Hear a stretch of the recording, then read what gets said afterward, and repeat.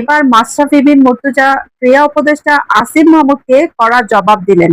তো দর্শক, 28 সেপ্টেম্বর শেখ হাসিনার জন্মদিন ছিল, আর সেই জন্মদিনে সাকিব আল হাসান শেখ হাসিনাকে জন্মদিনের শুভেচ্ছা জানিয়েছিল। এর পরপরই ক্রীড়া উপদেষ্টা আসিফ মাহমুদ সজীব ভুইয়া বলেছিলেন, সাকিব আল হাসানকে পুনর্বাসন না করে অনেক গালি খেয়েছিলাম, কিন্তু এখন বুঝতে পারছি একদম ঠিক কাজ করেছিলাম। এবার এই কথার প্রেক্ষিতে মাশরাফি বিন মুর্তজা বলতেছেন, যারা ক্যামেরার সামনে বসে অন্য খেলোয়াড়দের নিয়ে সমালোচনা করেন তারা একবার নিজেদের যোগ্যতা দেখেন, মাঠে নামার যোগ্যতা কারোরই নেই। সাকিব আল হাসানের পায়ের নখের যোগ্যতা নাই আসিফ মাহমুদের। সাকিব আল হাসান পুরো বিশ্বের অলরাউন্ডার। সাকিব আল হাসানই জানে কিভাবে মাঠে খেলতে হয়। মুহূর্তেই মাশরাফি বিন মুর্তজার এই বক্তব্য সোশ্যাল মিডিয়ায় ভাইরাল হয়ে যায়। এরপর থেকেই সাকিব আল হাসানের ভক্তরা একটা কথাই বলতেছে, সাকিব আল হাসানের মতো এরকম অলরাউন্ডার বাংলার মাটিতে আর হবে না। তো দর্শক, মাশরাফি বিন মুর্তজার কথার সাথে কি আপনারাও একমত?